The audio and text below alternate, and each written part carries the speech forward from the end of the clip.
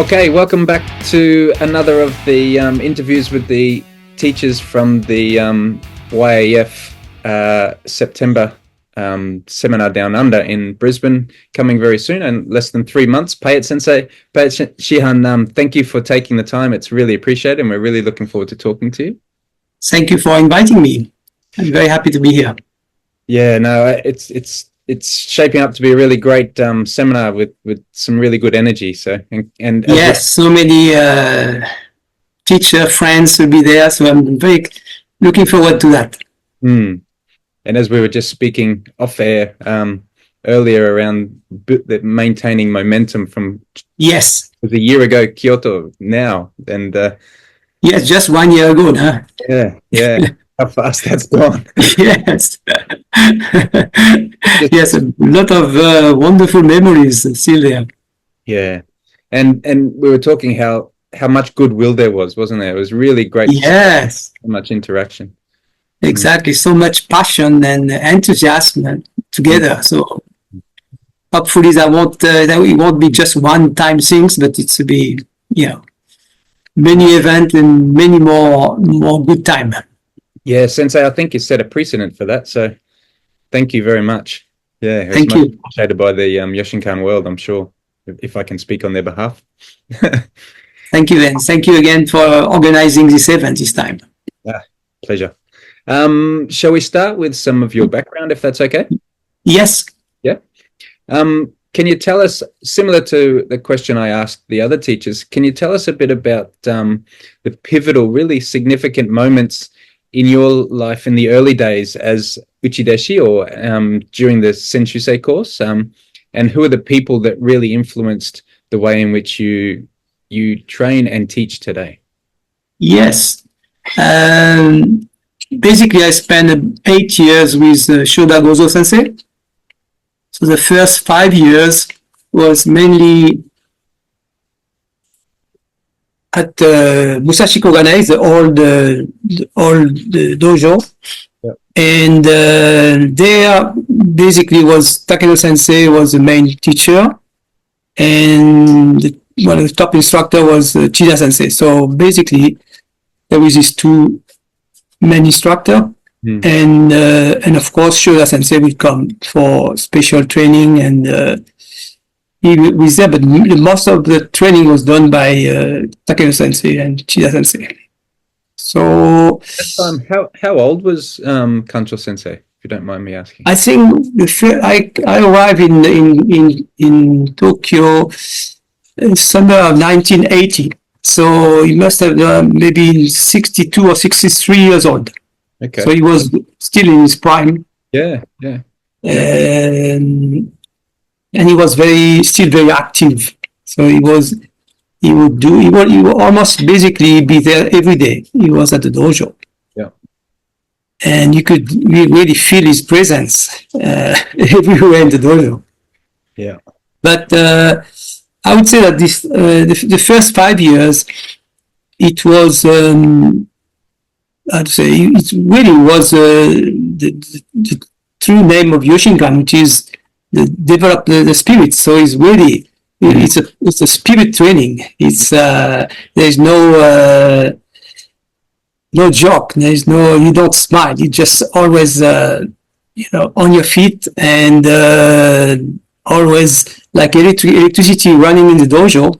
And you're not, when you are young Uchideshi, you're not allowed to sit down. So you're standing and just look after your seniors, and you look basically after Shoda Sensei. But you do that after your training. So when you're tired after training, you still work. So there's no, from the moment you get up in the morning until you go to bed, it's you're always active and on your feet and training. So basically, I would say during 5 years for me was not really. It was very physical training, very hard physical, but not. I didn't learn much about technique. I learned about really strong spirit. So you just take on you. You suck it. You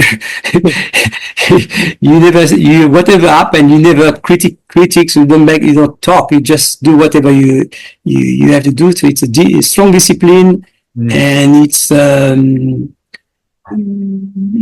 just learn how to have a strong Strong spirit. It's not too much about technique. It's about survival. Yes. Would you say that formed a real foundation for the technical training that would come later? Was that really important for that? Yes, for me it was very important because I think what is missing today is you have only technical training, but at the dojo in the old time was there was a training, but everything between and after, like taking care about your seniors or about Payet Sensei. So you learn about timing. You learn how to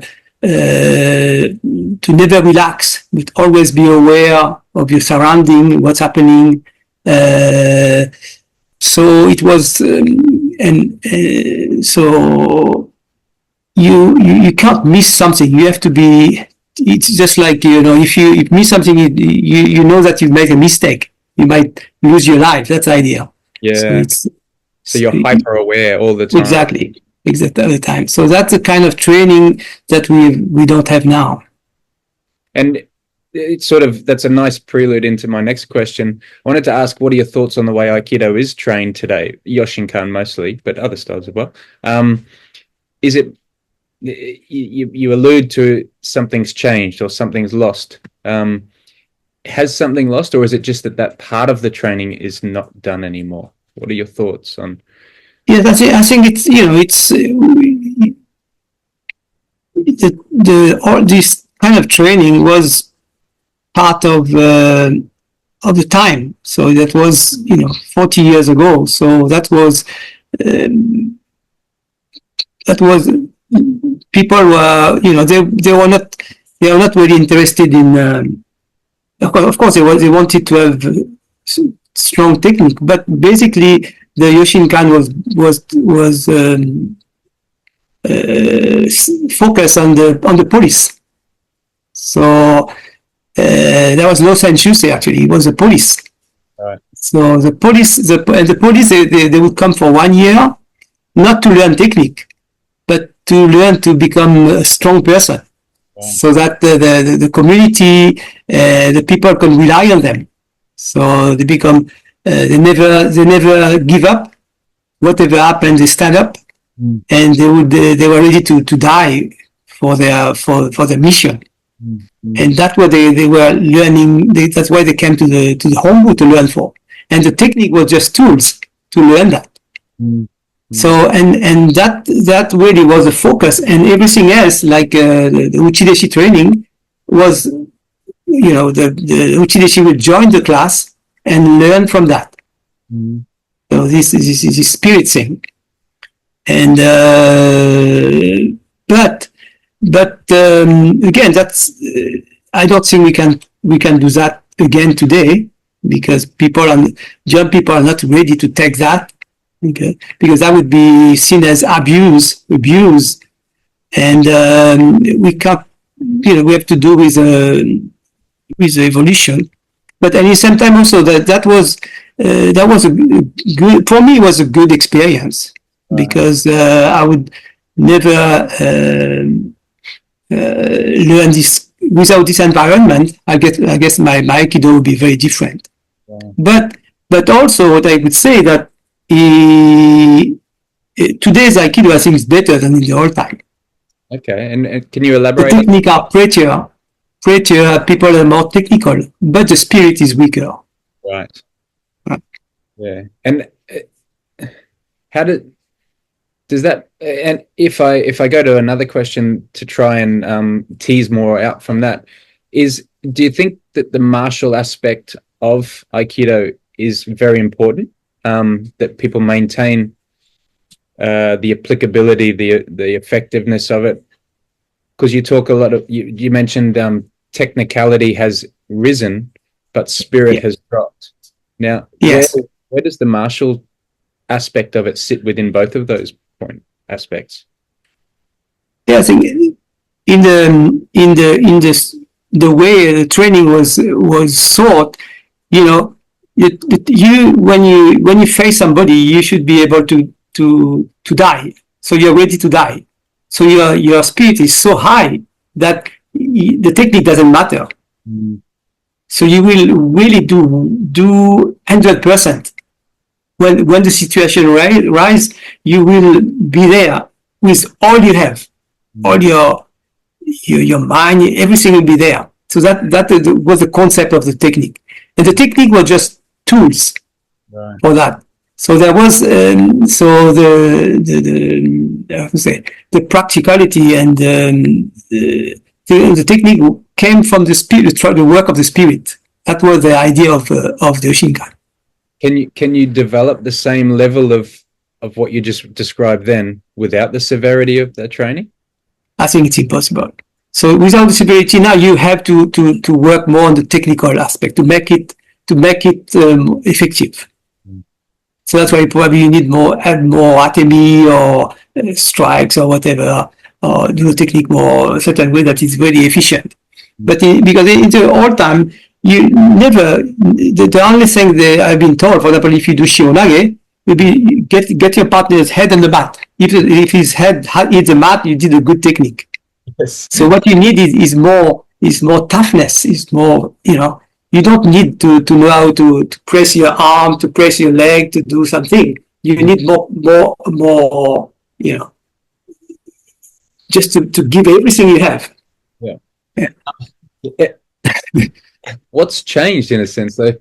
If we did that all the time today, would you find people would walk out of the dojo? They would. Oh yes, I will be sure, because some people died from that in the dojo. But it was that was part of the training, because that's the way it is, So, but today, if something happens like that, you are sued. So there's no way you can do something like that. I don't know whether it's a shame or whether it's a good thing. I'll leave that up to other people. I don't know. It's the time is different. I think you can't judge from today's value. Yes. Yeah. At this time over there, and not only Aikido, was everything in karate or in sumo, everything. That was very, very. Today would be impossible to be used. It would be abused. That brings me to my next question around background. Is Aikido Shugyo possible without that level of severity in some stage of your training? And what does Aikido Shugyo mean to you, essentially? Well, I think that... and then can that... I think there's a different... I think the way Aikido or martial art or Budo is seen in Japan and overseas, I think is a little different. Because overseas, I think the Budo or martial art is more something to protect yourself, to self-defense, and to improve your confidence. It's something it should be useful. It's very practical, and it's it's a way to defend yourself, basically. But in Japan, the way I felt it living in Japan, it's more of, I would say, it's more shugyo. That means it's a research on yourself. It's something spiritual that you do. You use the technique. You use a martial technique, but not to be used, but to improve yourself, to improve your physical. So you become very strong. So you know yourself. You know your weakness, and little by little you get rid of this weakness, and you improve yourself physically and mentally. That's why all this abuse and things like that are there to make you tough. Okay, and so everything really, the technique are just tools to become a better person and to improve yourself. And if in the process naturally you become stronger, so you can protect yourself, you can help others, but that's just a consequence. It's not the goal. So basically, that's the way the approach of karate or aikido in Japan is quite different from here. So when we say technique should be effective, it doesn't make sense really for Japanese. Okay. What has something been lost in the export of Budo to the world? I think so. Yeah. So And also today there's and also people generally in Japan if you take up a martial art, it generally is for your life, because you don't expect to be good in a few years. It's a work in process all your life. That's a really interesting point. Yeah. So and I don't know, but my student even today, I have nobody really is interested in self-defense. So first, of course, because of this tradition, this idea of shugyo, but also, of course, also probably because Japan is very safe. But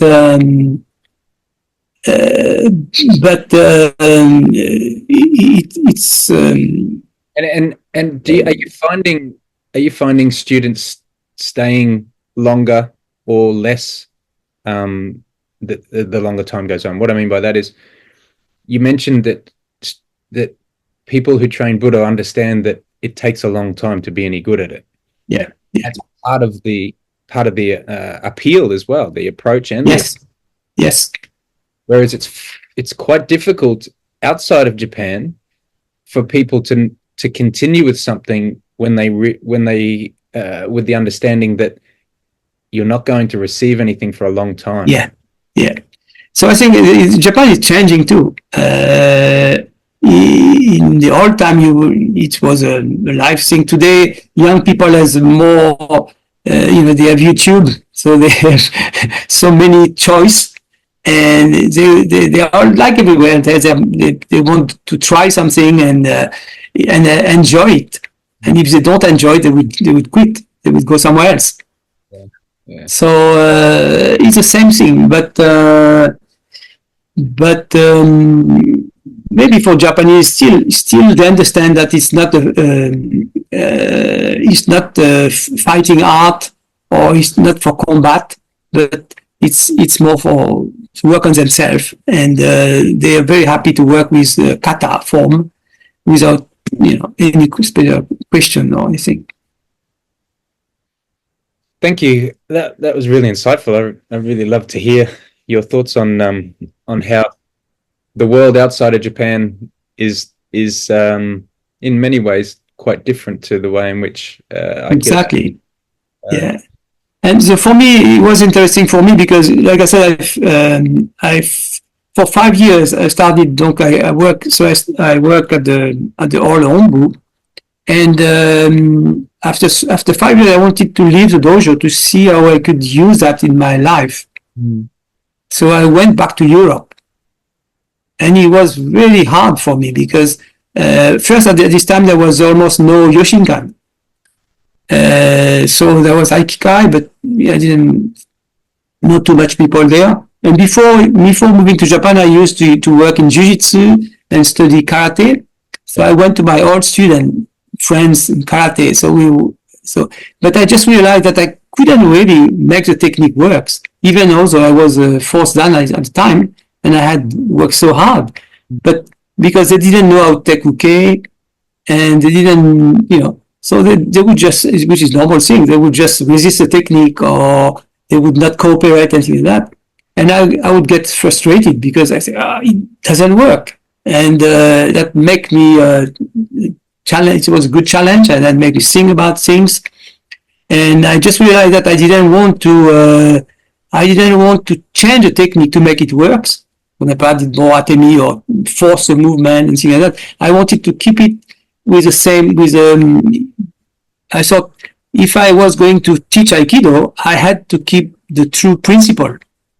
That means no resistance, no colliding, no muscle, no pain.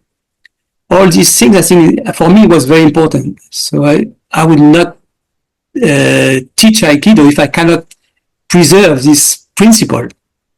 And so I did that for 3 years, and I just realized that I couldn't make that happen. So I decided so I asked Shura Sensei for permission to go back to Japan. And I went back there, and I forgot what I've learned until now, and I just focused on what Shura Sensei was doing. So focus on his leg, on the way he was working, and taking and feel more what he was doing when I was okay for him. And I stayed another 3 years, but completely changing, starting from scratch, and see a completely different way. And that's how I developed my own the Aikido I do today. But the experience in Europe was very, very beneficial, because I knew exactly what I didn't want to do. So all of that gave you that or guided you in that direction. Exactly. Yeah. I think that comes through very well in your wonderful book, Uchideshi, too. Yes. If anyone hasn't read that yet, and you're Yoshinkan or other martial artist, I suggest you get a copy and read it. Fantastic. Thank you. We might move on to some of the event expectations now, if that's okay. Yes. Sensei, could you just share a little bit of the vision you have for the event in September, especially a year on from Kyoto now? What are you hoping to see happen, or what are you hoping to achieve at this event as being part of it, as being one of the key instructors? I think it's very important for the student to see that Aikido is we are all doing the same Aikido. It's Aikido, but our approach and our vision is a little different. So we might do a technique a little different, maybe the way we think is a little different, but this is Aikido also. So I think it's important to understand that Aikido is living. So it can't be the same pattern. Everybody has his own view, this side. So it's one side of the thing. And I think it's very important for the student to realize that there's nothing wrong. It's just a different approach. And also I think what is important is to see different teachers, different level, that respect each other and try to be there to the same time and share things and show their passion, their enthusiasm. I think because what Yoshinkan needs most is hope, because we are strong and there's many people doing Yoshinkan, but I think people are a little disappointed or something. They are looking for something, but I think really what is important is to have hope that we still have, we're still strong. We have good leaders, and if we put our effort together, we can really become strong.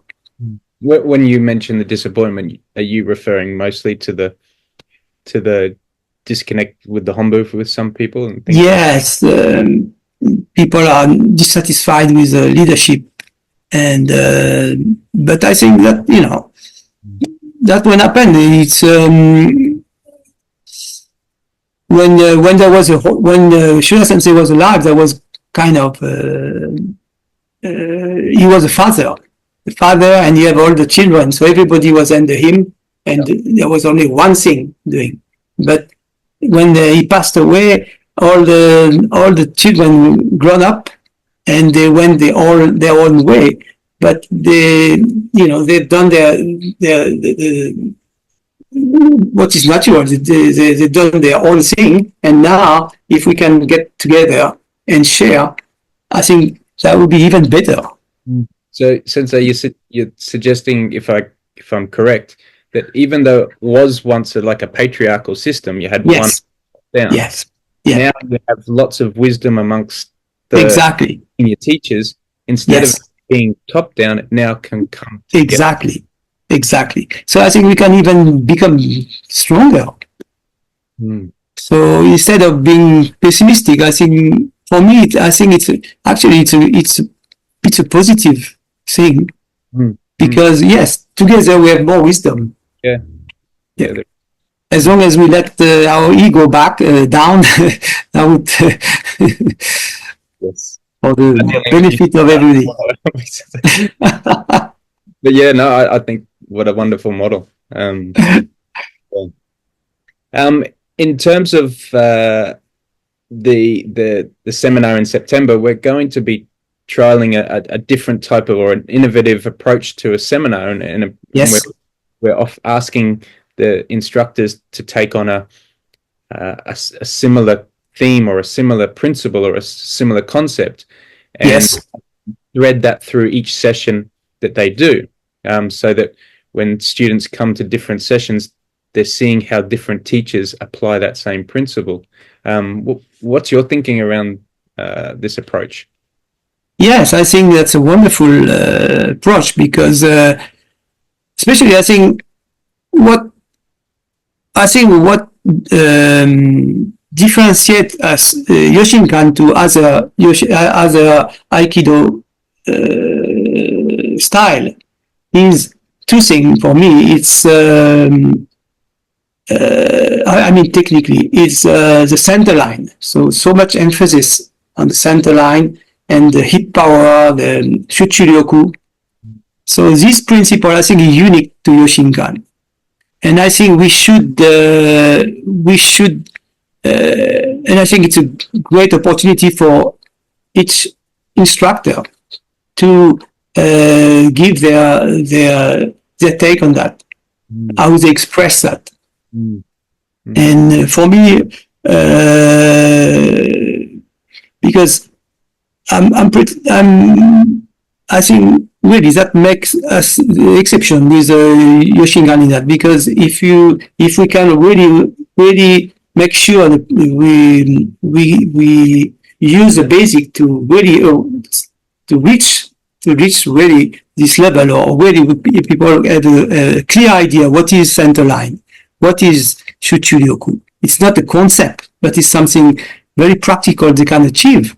I think that would really change people's approach to Aikido. So for me personally, I would like to see how we can maybe see what other instructors think about this concept and how and the way it expresses, and I would like to see that in as a teacher too. Yeah, I couldn't agree more. That was one of the reasons we were looking to implement this new approach, or this approach, so that there was visibility amongst, instead of the mysticism people often yes, exactly, yes, bring real meaning to it, and allow people yes, to see it, even from a low level. They may not be able exactly to access it, but they can see it. Yes, they can feel it. Yeah. Because technique, everybody has different technique, but the concept should be the same. Yeah. In terms of outcomes and takeaways, Sensei, what mindset would you like, if you were going to give some advice to the people coming, because they'll be watching this and thinking and building some excitement, and what mindset would you suggest participants bring to the seminar, an expectation that they bring with them that would allow them to get more out of the training? I think, of course, they should have an open mind, okay, so that they can see that it's the same Aikido, but each instructor has different view, but and they can take what they like and forget what they don't like. That's fine.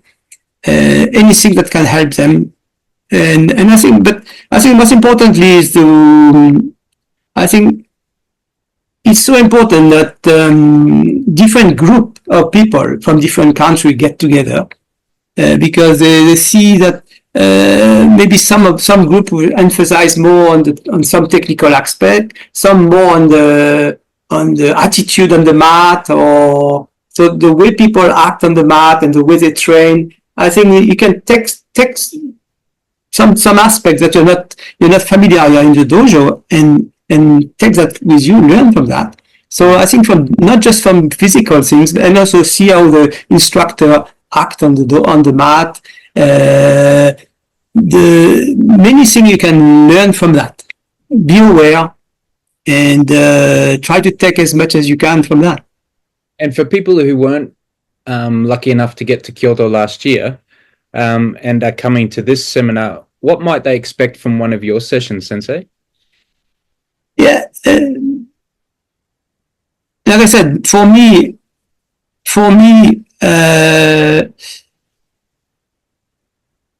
I think what I don't want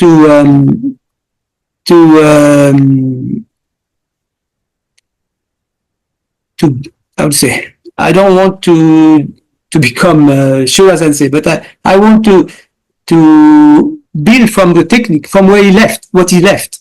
So, okay, the technique he left. So now it's our job as an instructor, people who've known him, to build from that. Okay, to go as far as we can, but using that as a base. So for me, it's very important to because what I felt with Shura Sensei is, the technique really are tools to really to get to understand the principle really. So which is when you do a technique, whatever the resistance, how to make it to take the resistance away, okay, and to be very strong, but without any muscle, without any struggle, but smoothly be able to slow just with using the center line, the hip, the arrangement, but through very simple things, so that people can feel and get a feeling. I want the musical get a feeling, so they can go with this feeling and try by themselves when they are at their own dojo. So you'd recommend people come up and be uke as much? Yes, exactly, as much as they can. Yeah. Feel it. Yeah. And lastly, because I'm wary that we're taking a lot of your time, and we appreciate it greatly. But last point, again, a year after Kyoto and such success there, how do you see this seminar contributing to the growth and connection of the Yoshinkan community internationally? Just almost a year on. Yeah, I think, like I said, what I think Aikido, it's also exchange between people. So it's people. So make friends, share information. If I go to in any country, I can people will come to welcome me and be happy to be there. And I have many of my students who are the same. Now they have a backpack, and if you travel, they'll be welcoming anybody in a way in the dojo. Yeah. I think that's friendship is also very important. So the fact that we get together, okay, and we share this passion, I think that really will keep the flame alive. Mm-hmm. So we just prior to Kyoto, the network that was the Yoshinkan. Exactly. Keep the network. Yeah. And it, because it was, would I be right to say that prior to Kyoto it was fractured a little bit? Yeah. And Kyoto really did bring a whole lot of people together, and there's a whole lot of will now to maintain that and build that yes, stronger than ever. Yes. And personally, I'm hoping that this just becomes one part of that momentum. Exactly. Anyway. Yes. So we must keep the momentum. Yeah. Well, Sensei, thank you for taking. Thank you very much to you for your time too, and words or thank you for organizing this seminar again. And I hope we'll have a lot of people, students, and we'll make more friends, and I will keep the Yoshinkan strong.